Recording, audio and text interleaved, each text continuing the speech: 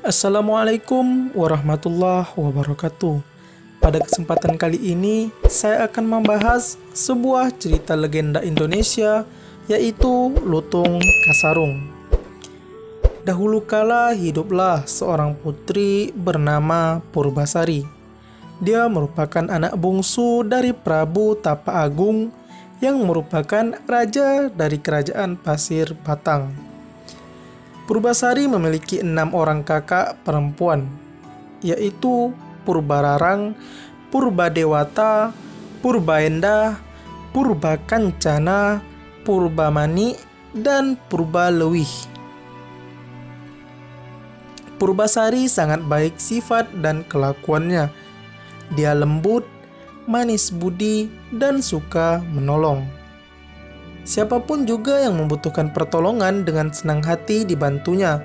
Selain hatinya yang elok, Purbasari juga memiliki paras yang cantik dan rupawan.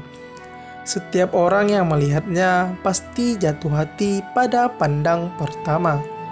Sayangnya, kecantikan dan kebaikan hati Purbasari tidak menurun dari kakak sulungnya, yaitu Purbararang, yang berperangai sangat buruk.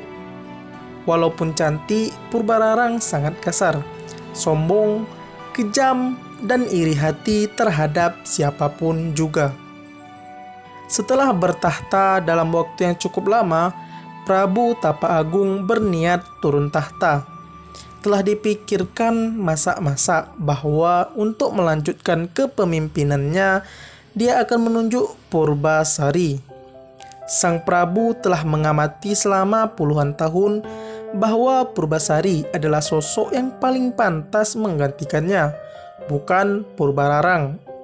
Walaupun Purbararang adalah anak sulungnya. Pemikiran dari sang Prabu yang bijaksana ini terutama karena sifat dan perilaku anak sulungnya yang buruk.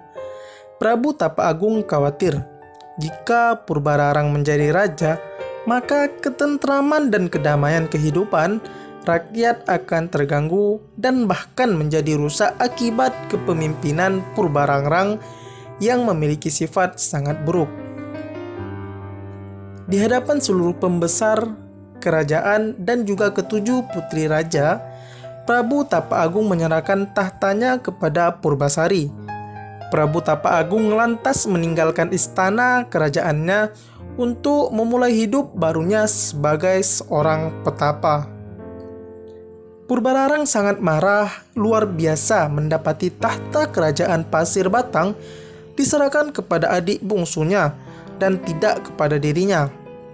Maka berselang 1 hari sejak penobatan Purbasari menjadi ratu kerajaan Pasir Batang, Purbararang menghubungi Indrajaya, seorang tunangannya. Keduanya kemudian meminta bantuan nenek sihir untuk mencelakai Purbasari. Nenek sihir jahat memberikan boreh, yaitu zat berwarna hitam yang dibuat dari tumbuhan, kepada Purbararang. Nenek sihir itu berkata, "Semburkan boreh ini ke wajah dan seluruh tubuh dari Purbasari." Purbararang kemudian segera melaksanakan pesan dari nenek sihir. Boreh itu disemburkan ke wajah dan seluruh tubuh Purbasari. Akibatnya, seluruh tubuh Purbasari bermunculan bercak-bercak hitam yang mengerikan. Dengan kondisi tersebut, Purbararang memiliki alasan untuk mengusir Purbasari dari istana. Orang yang dikutuk hingga memiliki penyakit mengerikan ini tidak pantas menjadi ratu kerajaan Pasir Batang ini. Sudah seharusnya dia diasingkan ke hutan agar penyakitnya tidak menular, kata Purbararang. Purbararang kemudian mengambil tahta kerajaan Pasir Batang. Dia memerintahkan Uwak Batara yang merupakan penasihat istana mengasingkan Purbasari ke hutan. Ketika Purbasari di tengah hutan diasingkan, terjadilah masalah besar di Kayangan. Pangeran Guruminda tidak berkenan menikah dengan bidadari Kayangan seperti yang diperintahkan Sunan Ambu ibunya. Pangeran Guruminda hanya berkenan menikah dengan perempuan yang kecantikannya setara dengan Sunan Ambu ibunya itu sendiri. Sunan Ambu menjelaskan bahwa sosok perempuan yang secantik dirinya hanya akan ditemui Pangeran Guruminda di dunia manusia. Namun, jika Pangeran Guruminda bersikeras ingin menemui wanita sesuai keinginannya itu, dia harus pergi ke dunia tidak dalam bentuk Pangeran Guruminda yang gagah dan tampan, melainkan harus dalam wujud penyamaran berupa lutung. Lutung Kasarung namamu, Kata Sunan Ambu. Apakah engkau bersedia melakukannya? Pangeran Guruminda menyatakan kesediaannya setelah menjelma menjadi seekor lutung Kasarung. Pangeran Guruminda segera turun ke dunia. Dia tiba di hutan dalam waktu singkat saja. Lutung Kasarung sudah menjadi raja para lutung dan kera di hutan tersebut. Hal ini sangat wajar karena tidak ada kera dan lutung yang mampu menandingi kesaktian, kecerdasan, dan kekuatan Pangeran Guruminda. Lutung Kasarung mengetahui keburukan dan kekejaman dari Purbararang yang bertahta sebagai ratu di kerajaan Pasir Batang. Lutung Kasarung atau Pangeran Guruminda benar-benar ingin memberi pelajaran kepada ratu yang kejam tersebut. Maka ketika ia mendengar rencana Purbararang mencari hewan kurban di hutan, Lutung Kasarung kemudian membiarkan dirinya ditangkap oleh orang-orang suruhan Purbararang. Sebelum dijadikan hewan kurban, Lutung Kasarung tiba-tiba mengamuk dan menimbulkan kerusakan di istana Pasir Batang. Para prajurit kerajaan Pasir Batang yang berniat menangkapnya dibuat tidak berdaya. Kalang kabut semua yang berniat meringkusnya. Lutung Kasarung sepertinya menunjukkan permusuhan dengan semua prajurit kerajaan Pasir Batang. Melihat kondisi prajuritnya yang terus terdesak, Purbararang meminta Uwak Barata untuk menjinakkan Lutung Kasarung. Anehnya saat Uwak Batara maju ke medan laga, Lutung Kasarung seperti tidak berniat menyakiti Uwak Batara. Bahkan saat Uwak Batara menangkapnya, Lutung Kasarung tidak melawan. Purbararang segera meminta Uwak Batara membuang Lutung Kasarung ke hutan di mana Purbasari diasingkan. Dia menghendaki Purbasari tewas di mangsa Lutung Kasarung tersebut yang dianggapnya sebagai hewan buas. Uwak Batara lengser membawa Lutung Kasarung ke hutan di mana Purbasari diasingkan. Uwak Batara lengser yakin bahwa Lutung Kasarung bukanlah hewan biasa. Oleh karena itu, dia diberikan pesan kepada Lutung Kasarung saat mereka bertemu Purbasari. Lutung, putri itu saat ini ada di depanmu. Adalah putri Prabu Tapa Agung. Ia adalah putri yang baik hati dan seharusnya menjadi ratu di kerajaan Pasir Batang. Hanya karena kekuatan jahatlah dia diasingkan dan tersingkir ke hutan ini. Oleh karena itu, hendaknya engkau menjaga dan junjungan kami ini. Lutung Kasarung kemudian menganggukkan kepala tanda mengerti. Maka sejak saat itu Lutung Kasarung menjadi penjaga sekaligus menjadi sahabat dekat Purbasari. Dengan hadirnya Lutung Kasarung di sisinya, membuat kesedihan Purbasari perlahan sirna. Dia mendapatkan sahabat yang menghibur diri dan melindunginya. Untuk memenuhi kebutuhan sehari-hari, Lutung Kasarung memerintahkan para kera untuk membawa makanan dan buah-buahan untuk Purbasari. Kelembutan hati, kebaikan, dan sifat baik Purbasari membuat Lutung Kasarung semakin lama semakin sayang kepada Purbasari. Sedangkan sikap tanggung jawab, kepemimpinan, dan kecerdasan dari Lutung Kasarung membuat Purbasari menjadi jatuh cinta pula. Semakin lama mereka tidak dapat dipisahkan lagi. Tanpa diketahui Purbasari, Lutung Kasarung memohon kepada ibundanya Sunan Ambu untuk dibuatkan taman yang indah dengan tempat pemandian untuk Purbasari.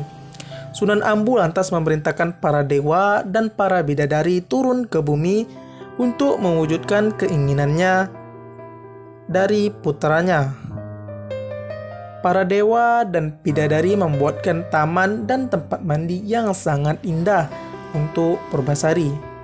Pancurannya terbuat dari emas murni, dinding dan lantainya terbuat dari batu pualam.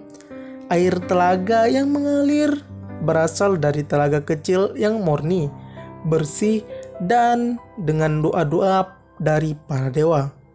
Para dewa dan bidadari menyebut taman yang indah itu Jamban Salaka. Selain dibuatkan telaga dan taman yang indah, para bidadari menyiapkan beberapa pakaian yang indah untuk Purbasari.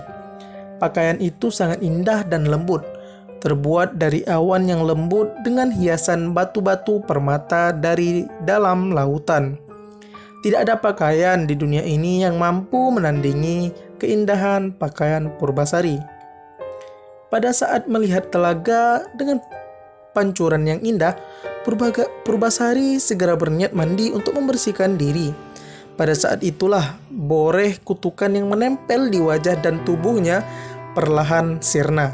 Kecantikan telah kembali. Lutung Kasarung yang melihat hal tersebut menjadi terperangah. Tidak menyangka orang yang selama ini dia sayangi ternyata wanita yang sangat cantik mempesona.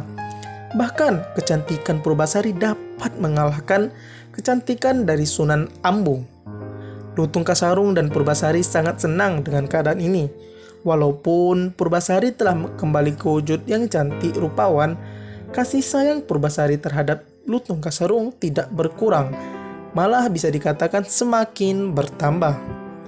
Kabar kembalinya kecantikan Purbasari didengar Purbararang. Purbararang tidak percaya dengan berita ini. Dia masih percaya diri karena tahu bahwa boreh yang disemburkan kepada Purbasari mengandung kutukan yang sangat jahat dan kuat. Purbararang lantas mengajak tunangannya untuk melihat kebenaran berita tersebut. Betapa kagetnya dia melihat Purbasari telah kembali ke sosoknya yang cantik rupawan. Purbasari terlihat semakin mempesona dengan balutan pakaian dari para bidadari. Purbararang khawatir telah kembalinya kecantikan adiknya Purbasari akan mengancam tahta saat ini yang dikuasainya. Dia pun memutar otak untuk mencari untuk kembali menyingkirkan adiknya tersebut. Bahkan kali ini dia berniat menyingkirkan Purbasari selama-lamanya. Purbararang lantas menantang Purbasari untuk beradu panjang rambut. Katanya, Jika rambutku lebih panjang dibandingkan rambut Purbasari, maka leher Purbasari harus dipenggal algojo kerajaan.